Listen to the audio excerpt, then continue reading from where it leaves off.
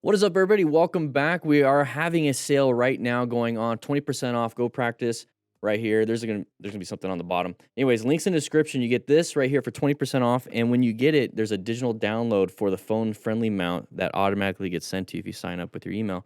But with that said, let's go ahead and jump into this video. We're gonna be talking about crashes and close calls, and the goal is to not do these things. And this is purely educational. I'm gonna show you guys the plan method, MTC awareness stages, and some of the escape paths that I'll be doing.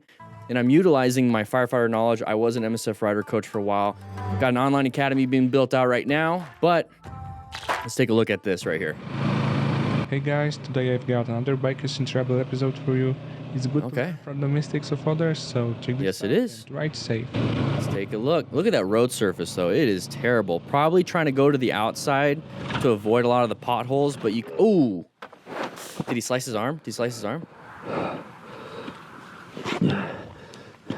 So he did a quick look at his arm.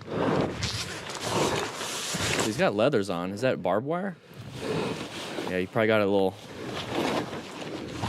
Where's it at? Let's see. He needs to check his arm. Remember, you want to rescue yourself. Stop any major bleeds if you can. That could last... well, I wanted to see. Could have lacerated his arm. Let's take a look right here. I want to see if I can catch any barbed wire on the screen. More than likely, it's barbed wire, right? Write in the comments if you think it's barbed wire. Hopefully, it's just a wire fence. But that looks like barbed wire. Yeah, you can't really see any of the barbs. That would hurt. That would hurt. So let's just say it's not a barbed wire fence. Either way, not fun. So look at the road surface hazards. So when we go out riding, we're constantly scanning for things. Typically, we're in yellow stage, which is zoned in. If you don't know what the MTC awareness stages are, these are the stages. These are frameworks that kind of like let you know where you're at and what you should be doing. So let's bring that back up. So zoned out, you're typically asleep or drugged up, which is not good, especially when you're riding. So you don't want to be in white stage. You want to be in yellow stage where you're relaxed. And this is a typical riding scenario where you just kind of go out on the road. It's open. You're just kind of enjoying the stuff.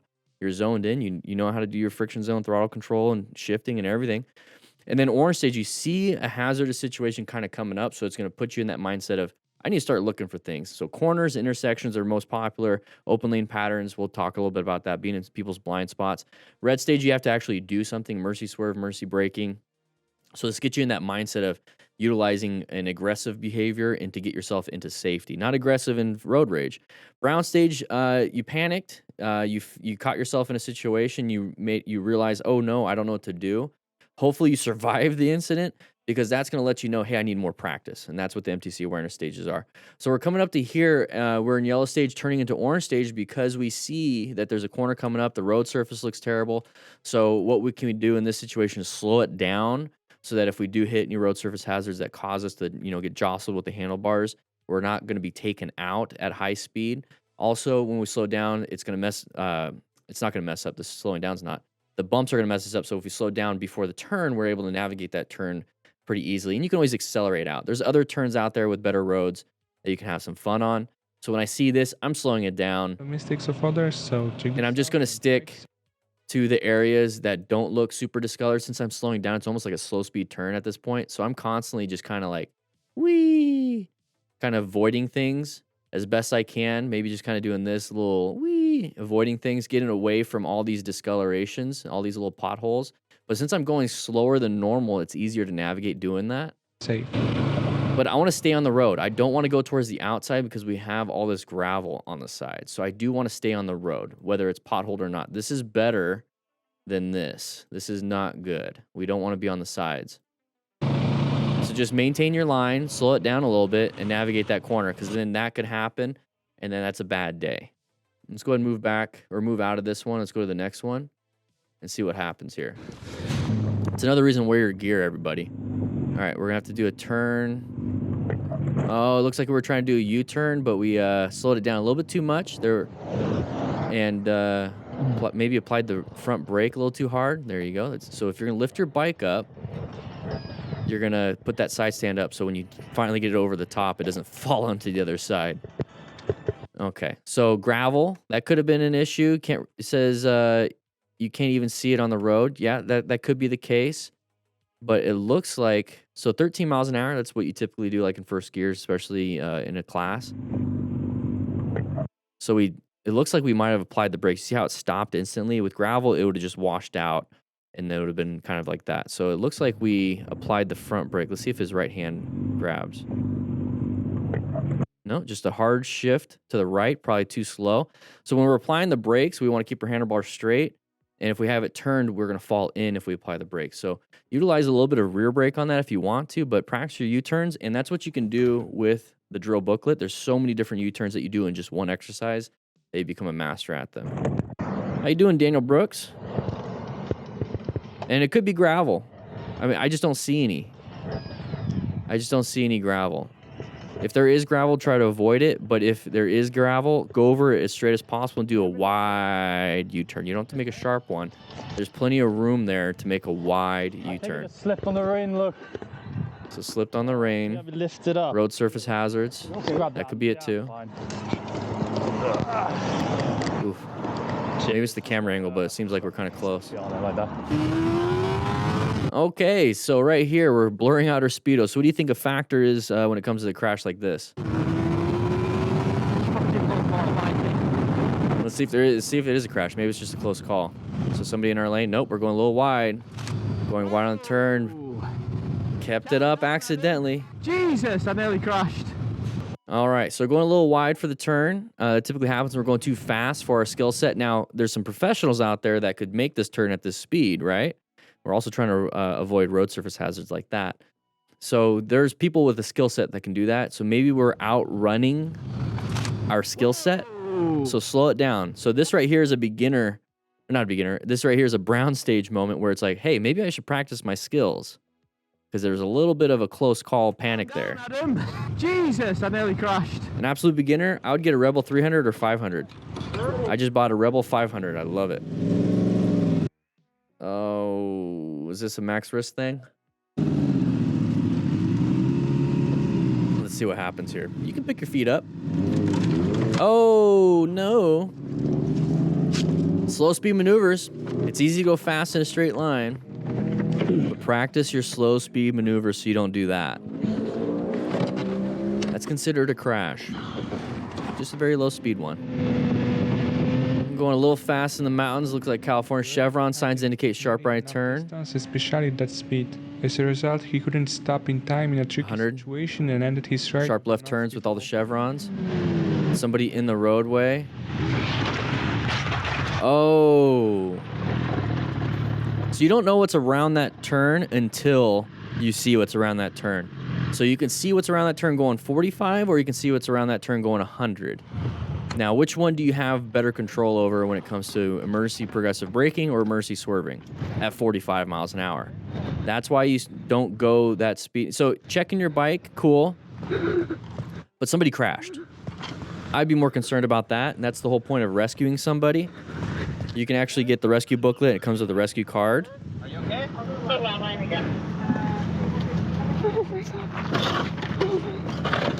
She did great, though, braking. She did really good braking. He's got full leathers, the best you could possibly get. But if it was in the back of the police car, the impacts would have been a lot worse. So the fact that he hit her in the back and fell before the cop, you see how he kept sliding where my head is? So all he had to do is hit a cone. But imagine doing a sudden deceleration. Ooh, look at that neck. Sudden deceleration in the back of the cop car. So she did find an escape path after getting hit, so good on her. It's just overall a lucky situation. But going this fast, let's see the blind corner. So we're coming up to here, going 100. Oh, crap. So having to straight it up. See how we didn't even stop in time? Even going that speed? So if you're going 45, you'd be able to stop in time. So a factor for this crash is speed. The brakes are great. It just couldn't stop in time. Total stopping distance. You need some braking distance to stop. So in this situation, thankfully, there is a cop on here. He is a first responder, so they do have a med kit probably. But if this was even worse, this is why you need to have some medical training. Are you okay? Yeah, fine. So Glad that he's doing fine. Let's go ahead and take a look at the next one. Nasty hand injury in the Mojave Desert. Oh. So nice little U-turn. Maintain the U-turn. Oh, gravel. Oh. So instant guarding, that's what that's called. Usually people do that when there's an instant pain. Look, he's got the Mickey Mouse hands. You know how you get that? Wearing a short sleeve with gloves and riding a lot. Those are Mickey Mouse hands, the hands that are white. So he doesn't wear a jacket a lot. I want to see. It looks like it's hyperextended. So he probably sprained his wrist. Hopefully it's not broken, though. Little Mickey Mouse hands. You got him? Good handlebar turn.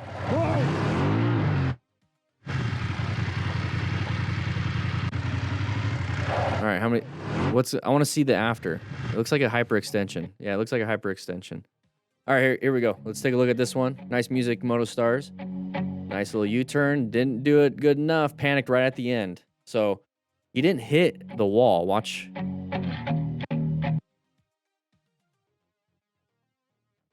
Oh, maybe he did.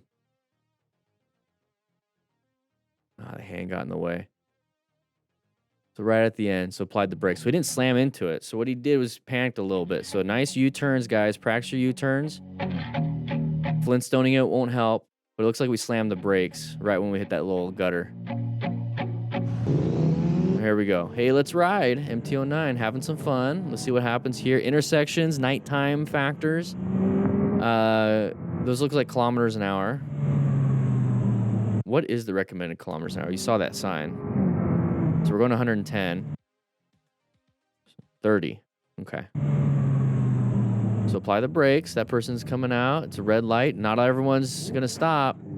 Somebody slammed the brakes before the red light and dumped the bike. So everyone's going super fast. This is why in your group rides, you ride your own ride. And I treat riding with other cars like I'm riding my own ride in a group ride. So I stay staggered with other cars. I don't go when they go. I go when I want to go. And same thing with riding in a group ride. You go when it's safe for you to go. And this is why we talk on our Cardo Pack Talk edges so that we can tell each other, hey, I missed the light. I was really unhappy with the way the rider... Okay, good speed. Open lane pattern, you see that? Red car's going to pull out. Aggression can be...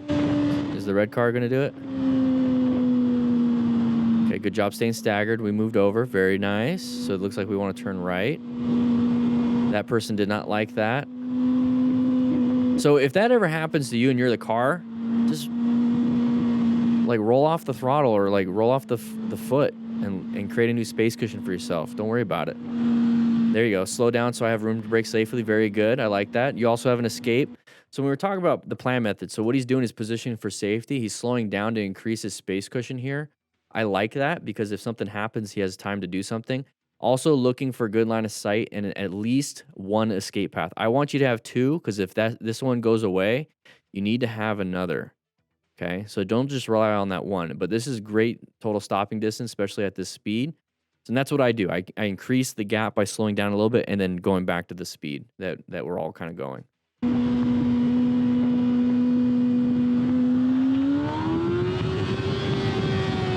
So that let them up front. Just let them.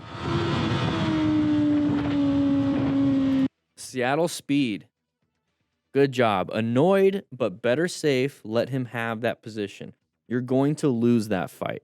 So good job. Now we're in this position. Same thing for planning our ride. We want to go ahead and roll off our throttle. And we're getting towards the on-ramp or towards the merge area. So we're going to have to accelerate once we get there. But let them have that spot. That's very good. It's annoying. Don't do this part, though.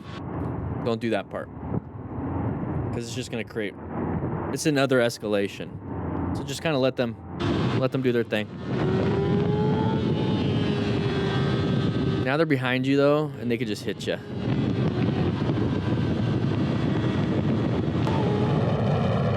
Yeah, don't do the whole speeding part, though. All right, intersections, left turn right here. At this point, you're going to have to escape going forward because they're going to continue going. But good job kind of positioning off. All right. right, here we go. Handlebars. Interesting. Little mini apes.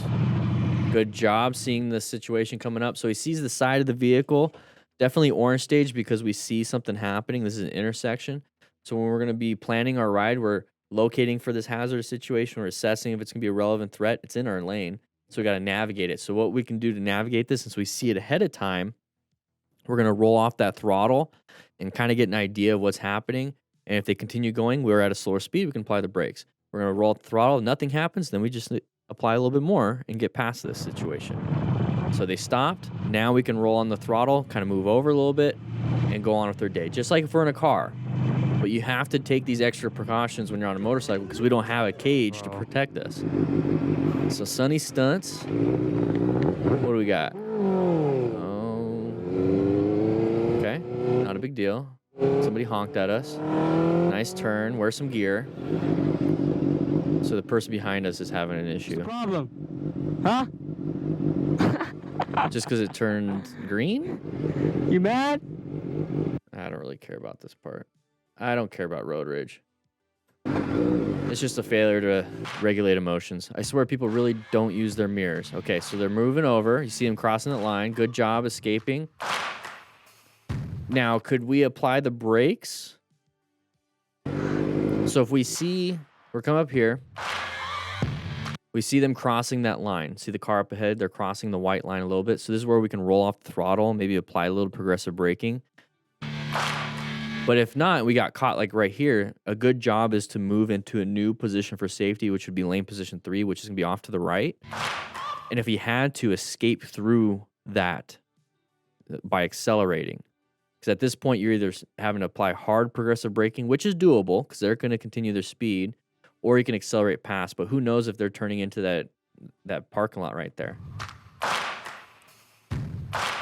So there's multiple things you can do. This was a close call. We're just trying to learn from it. Different possibilities of what we can do. But good job. Jack Trades presents. Over confident riding given the road conditions. The rider leaned too much and it's a little wet. Oh, yeah. A little road surface hazard. A little bit wet. Nice. A little bit wet. Accelerating through. Intersections have a lot of oil. This is why you really want to be careful around intersections, especially the first 30 minutes of a ride or a rain, because the water will lift the oil up. It acts as a surfactant, and it'll start floating around the top. All right, open lane pattern. Anybody on the left want to turn right? There it is. You guys know what an open lane pattern is, right? No? If some of you guys are new here, I haven't done a live stream in about a month now.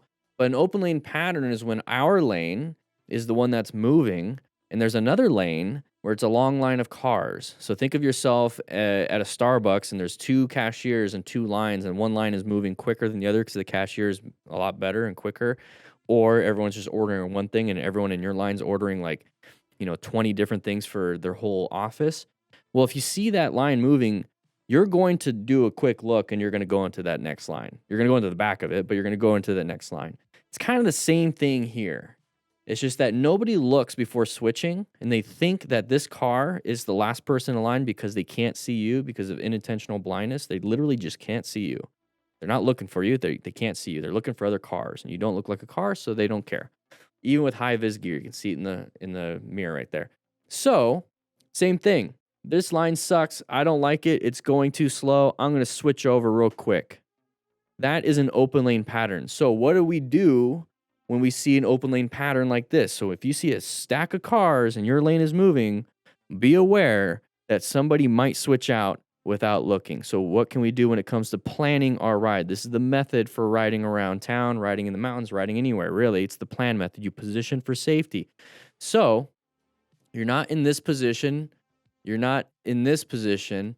You're over here in this position. Now, why do we position over to the right when it comes to a long line of cars to the left? Well, this is our space cushion. So if we see this car coming out and we're positioned right here, we could get hit, or we have to do a really quick swerve. If we're positioned right here, we do have a space cushion, but we're going to have to do a swerve, and we're stuck right behind this vehicle. If we're off to the right and this person switches over, you can see it ahead of time, and you have great line of sight, and you have an escape path up in front that you can just take off. So, position for safety when it comes to this situation. You're locating this hazardous situation right here. You're assessing if anybody's a relevant threat. Anybody doing the blinker and turning over is a relevant threat. You're going to have to navigate that active threat. But first, put yourself in a good position for safety. And that's what I would be doing for these open lane patterns. Go out driving and riding, I don't know, today or this weekend or whatever. The next time you're out driving or riding, keep an eye out for these open lane positions, and you'll see somebody pull out and think to yourself, I saw that before it happened. It's just really fun. Thank you, Zoinks. Idiot driver's blocking the carriageway. Okay. He's got a horn on it. He's got an air horn on his bike. That's pretty cool. There's construction. People are switching over. All right. Little squiggly sign. Everyone's riding pretty comfortably. Pretty cool. An inexperienced rider saves it, but hurts his foot afterwards. Did he put his foot down? Watch it reach back. There it is. See that? Your foot will grab traction, and those hard saddlebags, it's going to smack, and it's going to hurt your ankle. So don't put your foot down. It doesn't even help. Doesn't even help. So yes, inexperienced rider. That's good that nobody's pushing him to like go faster. I like this. This is a mistake that happens. It does happen. So going a little too fast for his skill set going into this corner. See how he's going wide? Starts to panic. So we put our foot down just like we're on bicycles. Don't do that. Keep your foot on the peg. Commit further into the turn. Commit by looking and using your target fixation to your exit, which is over here. Don't target fixate over here where you're starting to travel to because you're scared. Target fixate on the corner and then reaffirm your skill set. Be like, hey, I need to make this turn. What do I need to do? I'm going to slow it. I'm going to roll up the throttle a little bit and I'm going to turn. I'm going to counter steer. I'm going to put my eyes forward to where I need to go. Don't put your foot down. That's a panic. This is going to be a brown stage maneuver. So this is teaching us, hey, we need a better skill set when it comes to navigating curves. And that's fine because we're beginners, right? He's a beginner. That's fine. People make mistakes. The fact that we were going to walk away from this with just an ankle problem is way better than completely destroyed bike and possibly hospital. So something that we can learn from. See how it just snaps back? Yeah, you could hit a passenger peg. You can impale your leg. Depending on the passenger peg, you're smacking the back. Plus, if your foot's planted and you continue traveling, it's going to cause some shearing. So ligaments and tendons, ouch. All right, we got somebody coming out in front of us. That's the side of the vehicle pattern. If you see a side of the vehicle, guess what? They're not traveling with you. Oh, somebody they must have panic braked right there on that turn and just went flying. So how do we rescue, right? We can rescue. First, we got to remain calm, ensure our own safety, because if we become part of the accident, then who's going to rescue us? You can only really stop major bleeds in the pre-hospital setting until EMS shows up, and they can do a lot more because they have equipment and training. But there you go. Oh, we got audio problems. All right. Are we doing a U-turn? Remember to practice your U-turns. Practice your U-turns. There's a discount going on right now, 20% off. Oh, what happened here? Somebody on the... I don't know if this is copyrighted music, so we're going to do this. So we're just going to take a look. Nice job on side stand. So when it comes to rescue, remember, ensure your own safety. We are in the roadway. So keep an eye out for anybody trying to hit us or that will hit us. Okay, so be very careful. So this person probably fell. He was suffering from heat exhaustion. Heat in Texas, no joke. When out walking around, make sure you have water and ways to hydrate yourself. We gave him water and made sure he was okay before we both left. So So there's heat cramps, heat exhaustion, and then the last stage is heat stroke. So heat cramps. If you start getting cramps when you're out in the heat, you're already behind on your dehydration, and so you really need to find some shade and drink a lot of water. Just start drinking, add some electrolytes. The reason why you're cramping is because you don't have enough electrolytes. You need to have the potassium, magnesium, sodium, all that stuff for your nervous system to fire correctly. It's an electrical charge type stuff. And that's why it's cramping up, because the electrical charge is in, let's say, your calf muscle. You don't have the right amount of electrolytes, so it's just starting to fire off like crazy. And so that means you're running out of sweat, because when you sweat, you get rid of a lot of salt, sodium, and potassium, magnesium, and all those other electrolytes that you need. So if you start having heat cramps, find some shade, drink some water. But if you're stuck out here and you have like 3 more miles to go and you have to get home in like the next hour, so you're really pushing it, and you start having cramps, you're going to probably get into more of a heat exhaustion where you start getting a little delirious and you start having flu-like symptoms and the cramps at the same time. Even the cramps could start going away, but you just start having muscle weakness because now there's nothing firing off in those muscles, or at least 50% of it's firing off. So you have less muscle basically to use because it's not being activated. And so you're having a real tough time catching back up. If you are stuck out there and let's say you pass out or you collapse like this, but you're in the middle of nowhere where nobody can see you, you're probably gonna have a heat stroke. And that's when you just completely stop sweating and you stroke out. So a little more information on that. That's for more of my firefighter knowledge. So at this point, yeah, what she did was great. Giving some water, that was good. That was real good. Yeah, so the weakness, yeah. And there could be other things too. So a little different core comorbidities.